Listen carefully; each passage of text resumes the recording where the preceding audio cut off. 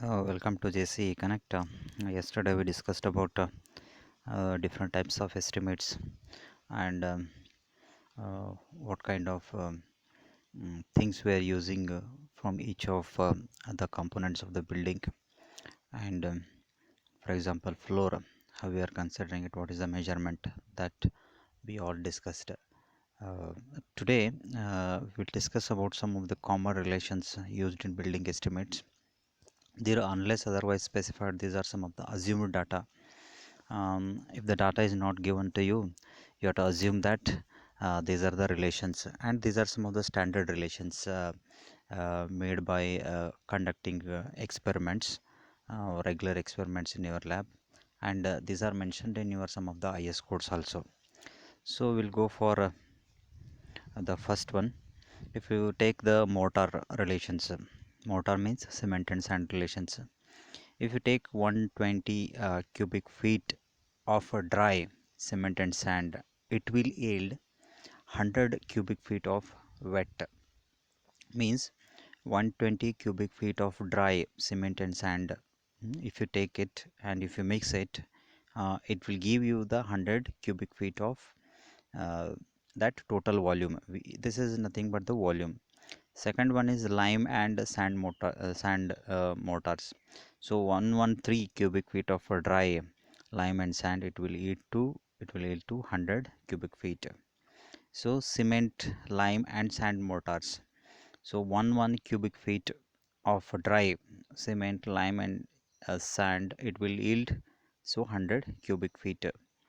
So the dry mortar required for 100 square feet of 1.5 inch thick cement plaster is equal to 6 cubic feet.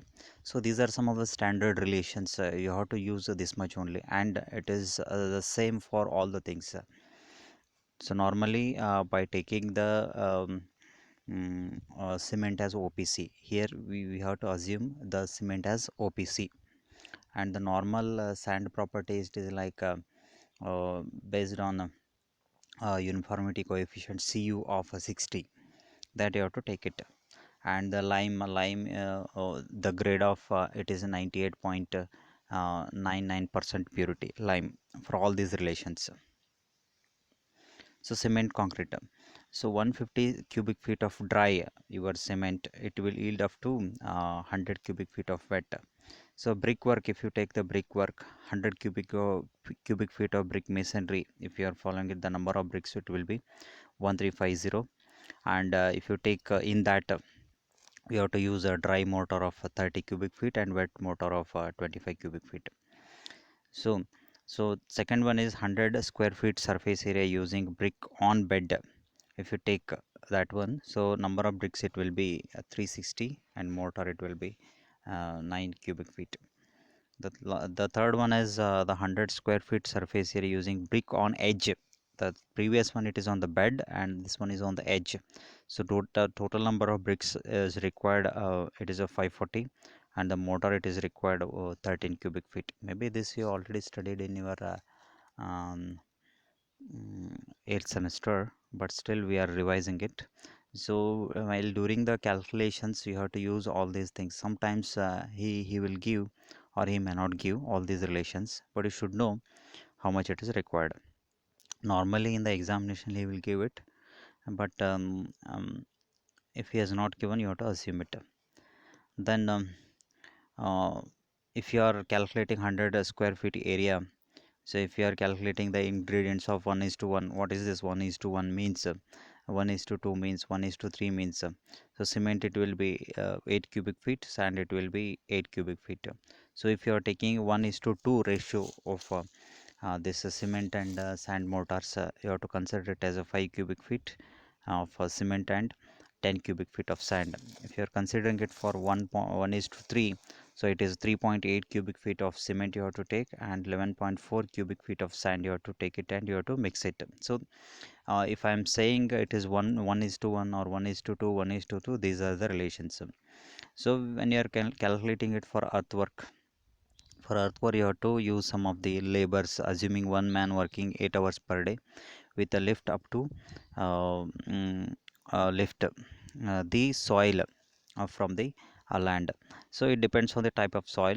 So so medium soil, one man if he is working, normally he has to work it for 75 to 100 cubic feet. So if it is hard and stiff soil, you can see that it is 50 to 75 cubic feet he has to excavate. Rocky soil, if it is there, he has to excavate 25 to 30 cubic feet. Again, it depends on the how much means, if you are considering one person, he is working for one day of 8 hours, so this much he has to excavate, then he has considered as a one labor or one unit. So bitumen, so bitumen of DPC, for the first coat, it is for 15 kg. Normally if you take the 15 kg of bitumen, it will be total, the area it will be 100 square feet area it will cover. Bitumen for 100 square feet for DPC for the second coat. Normally if you take the road work, in the road work you have sub base, on that sub base you have one coat, it will be the on that second coat, normally they will provide it. So sub base, subgrade soil, it will be there first at the bottom. Then you have sub base with the gravels of two sizes. One is large size of 4.6 mm, on that you have 2.6 mm. Then you have 1.2 mm aggregates, you have to use it. Then after that you have first coat you have to provide, which is of 15 kg, and the second coat of DPC you have to provide it 10 kgs. So it will weigh, normally if it will be 100 square feet. If you take one bag cement, it will weigh, normally it will weigh 50 kg. So the volume it will be 1.25 cubic feet. So if you take the timber for 100 square feet of panel doors, normally it will be 13 cubic feet. It's of that much wood is required. Timber of 100 square feet of glazed windows and ventilators, it requires 8 cubic feet. When you are using it for whitewash, so lime of whitewash means it is lime, you have to use it. Lime of 100 square feet of whitewash, for one coat it will be 1 kg is required. So these are some of the standard relations, always we have to use it. Many times these kind of questions they will ask in your some of the competitive examinations. So competitive examinations, so what you can do is that um, go through each and every relations, and these are all very important. So before going in detail about this estimate part, some of the terminologies are important. And in this slide you can see that when you are starting with a rough estimate or the detailed estimate for the approval, so for that, before that you have to prepare one report. That report consists of the first one is brief history of the proposal, what you are sending it. Then second one is necessity and feasibility of the project which you are conducting it. There are all the things are necessary. When of course it is no way connected with the estimation, but still these are some of the essential information is required for the continuation of the project or execution of the project. Then the third one is the selection of the site, what kind of site it is. The third one is survey how to do it, either it is a recurrent survey or the detailed survey how to do it. The third one is a brief description of the work, what kind of work you have to do it. First let it you prepare it better with um, um, the abstract of the work, you can prepare it, the summary of the work. Then nature of the soil, in the last class we discussed what kind of soil, SBC and all those things. Topography of the land, that's very important. The third one is the basis of the design calculations. So if anything design is there, that design part you have to take care of that. Then arrangements of the water supply, sanitation and electrical installations, etc. If any roads or drains or connectivity is there or not. Some temporary accommodation for the staff, labors, etc. included in the miscellaneous items. So what kind, how we are going to execute this project, that is very important. So total cost and how to be financed, this total how much it is there, what will be the source of the income, and how we are going to complete this project. So return of revenue income, so whether you are getting, if we construct any commercial building, or how we are getting the reverse income of that building, that also you have to see. So rent statement, if you are considering it for rent, you have to rent statement, all those things you have to include.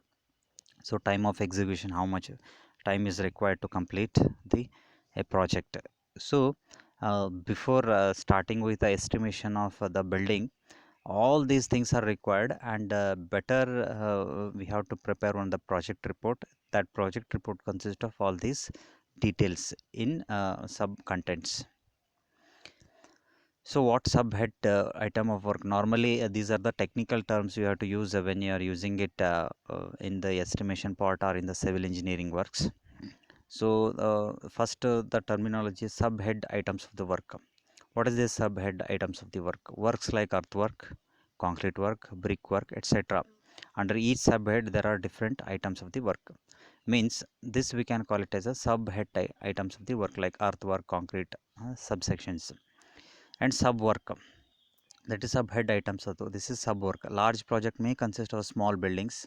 Detailed estimate of each sub work is prepared separately. Sub work means the whatever the earthwork or concrete work, brickwork, these are all comes under sub work. Both are same only. Sometimes you will use it sub work, sometimes you will use it subhead items of the work. Then the schedule rates, it is according to the PWD rates, we will follow it. The one more is the administrative sanction or the approval. So when the rough estimate is prepared, so we have to get it approved by the administrative sections or the approvals for PWD or the Jilla Panchayat or DC office, whatever or it is whether it is the project is irrigation based project, or whether it is a minor irrigation or the major irrigation project, like that. These are all comes under administrative sections or the approval. Means when you are considering it, um, you have to concern the authority, and you have to um, um, approve the project report. That is the rough estimate which you have prepared it. So then expenditure section sanction, so means it represents the allotment of money to meet the expenditure. It usually accorded by the finance department. um, so next is of course it is related to the finance department. Means Ministry of Finance, and the central government, if you take it um, in finance section. The in our Karnataka also we have the finance section is there. So technical sanction means once uh, the building estimate is prepared, so all the design including the estimate, it has to be approved by the technical committee.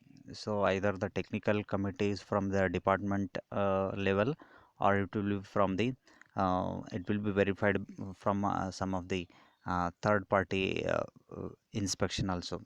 Sometimes that detailed estimate and the detailed design has to be approved by some of the authorities other than the department, like third party inspection or some of the engineering colleges, some of the professors and all those things.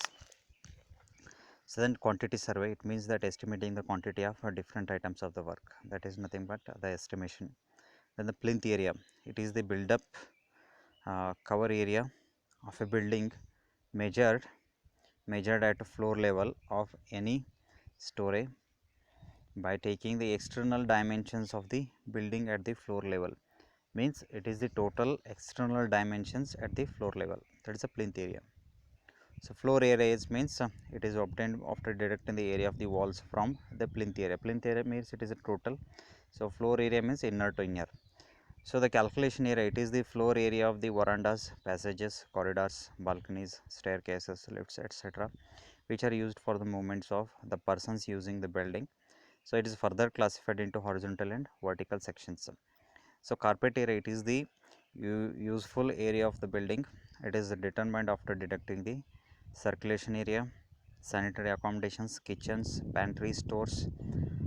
For office building, approximately 60 to 75% plinth area is assumed, and for residential building, it is approximately 50 to 65% of the plinth area is assumed, whatever the carpet area. If you are unable to calculate it, so you have to use it, that is the standard protocol which you will follow. That is for office building it is 60 to 75%, for residential buildings it is 50 to 65%. So these are the fixed terminologies whenever the problem is given to you, there they will mention it. It is a carpet area, this is the circulation area, this is the floor area. So you have to use the particular and you have to define it in that way only. So then the site plan, it is a plan showing the orientation of the building, boundaries of the land, position of the roads, drains, sewer lines, water pipelines, adjoining plots of the lands, north lands. So usually north direction is also shown in one of the corner of the site plan. So this is totally the plan of the orientation of the building, total area. So layout plan, this is a plan showing the proposed building. It's a building, it is not the site. So structures showing their locations, size and orientations. So of course here you have to mention the roads, drains, pipelines, etc. So index plan, this plan usually drawn for roads, irrigations, water supply, etc. So which will be like a line diagram of the water supply scheme, where how it is flowing. So these are some of the terminologies we have to use it, and what you have to do is that when you use it, you should know the meaning of that, each of that word. So maybe you can work out this estimation of the residential building, so which consists of the 2 rooms and 1 veranda. Okay, but the dimensions are in feet. So this is what the plan, and this is the sections of the walls, and these are some of the specifications which are required for that plan. So what you can do is that you work out this problem. If you have any doubts, and you get back to me, maybe in the next class I will give you the solutions. Why I am giving this problem is that maybe in the previous classes I have given in terms of meters, all the dimensions are in meters, but normally when it comes to the residential buildings, normally in the residential buildings we will measure in the feet, square feet, not in terms of meters. So better you work out it. It is a very good example. Try to work out all the items from the excavation to excavation till the plastering. You can work out how much it is required. Maybe the solution I will give you at the end. These are the specifications. This is the foundation, and this is the plan. You can see one more time.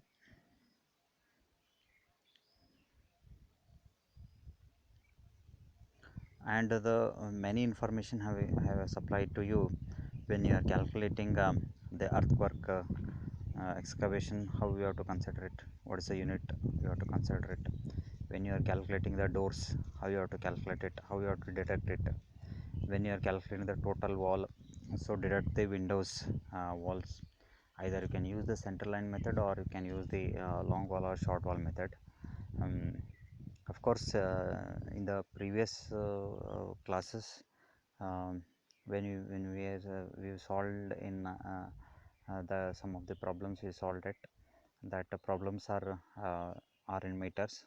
Of course, in the examination sometimes the recommended is the meters only, but it is better to use both the things for practice. This is the foundation,